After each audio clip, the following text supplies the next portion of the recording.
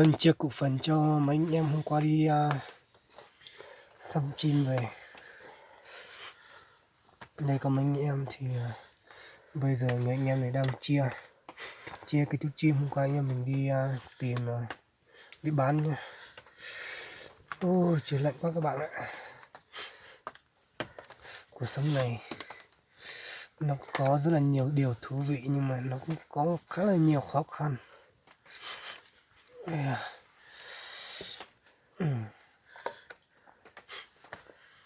Mình đang chia cho 4 người, 4 đống, với lại một đống em mình nấu sắn nha.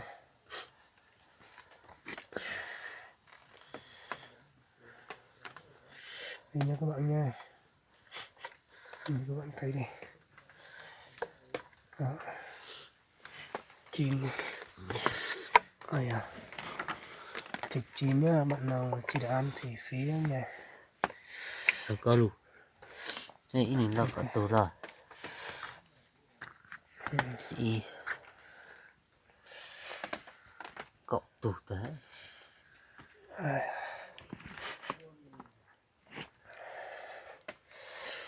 Trời nóng các bạn, sáng sớm khá là lạnh. Hôm qua mình mua cái lán này nha. Bên này đang nấu sáng nha, đang nấu bữa sáng cho nhà mình ngày hôm nay nha. Rồi, chỉ chờ gì chưa cậu rồi. Cái này là ăn sáng. Bên này nha, sáng nha. Các bạn đón chờ các bạn nha, xem có điều gì thú vị nha. Anh em đang bán thịt chim nha.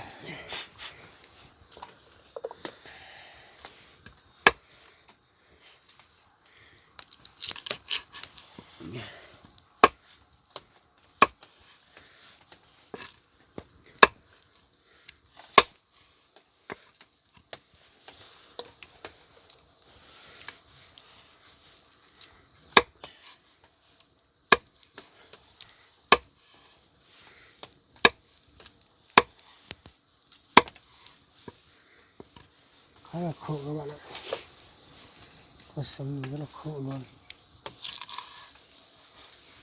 Trời sáng rồi nha, các bạn thấy này, trời bắt đầu sáng rồi này. Đây à.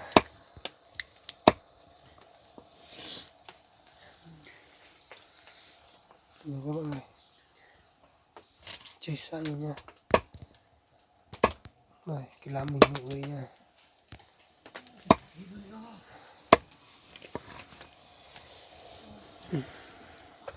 Đây là cái nhà người ta xây thổ cả. Sáng mình thế.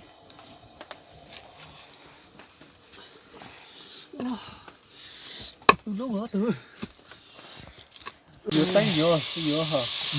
Đằng sau cái chim nha nhá. Đó, chim này. Và con này. Ra đi thôi. Đó, chạy kìa tôi nữa à. Không. Hả? Xa đi. Đây các bạn.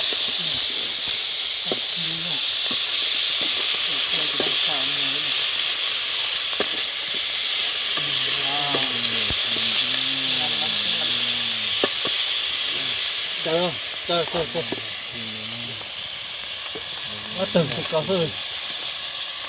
Chỉ có thịt cái à? Cành tàu hề như trái.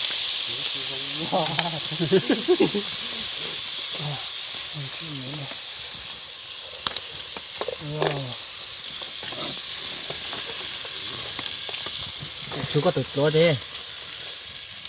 Đấy các bạn nha, chim này. Wow. Có. Đấy. Thì có. Rồi. Phán chìm bao giờ nó ứ. Cái này các bạn ạ. Ồ, mới trồng gạt lị à. Tay giao bắt tiêu. Gạt cái.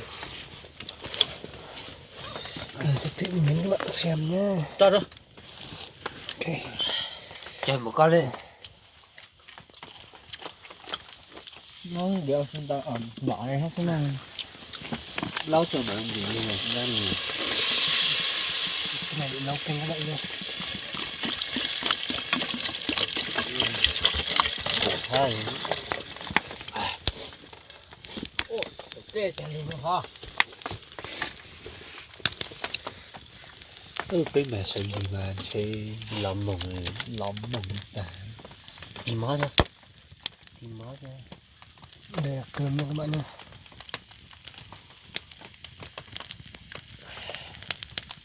tiếng nó nhiều ăn nữa nó sang thế Đây cái bộ lòng này.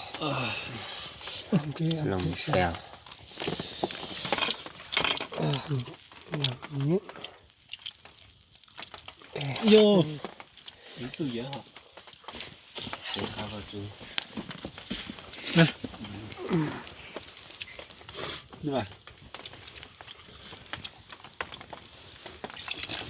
nó cắt rồi từ lòng chứ cao khai kia bố lại đậu rồi bữa kẹt cho lắm à bố là mẹ ở bố thay ngủ tuần hai mà ha Ok, lấy này cái hũ một loại chèo á nha. nói rất này để coi Quá béo luôn. Cái này quá béo. Thật là ngon các bạn. bây giờ biết không có chẳng biết là của họ thì vui rồi ô thảo chẳng nó sụ quê khẩy sơ rồi mới đâu có thọ ấy ha chúng ta tự động luôn rồi món gì đó chúng ta tự động một dốc hay dốc thôi nuốt cho nó tìm mó đó tự ảnh đó tối này ừ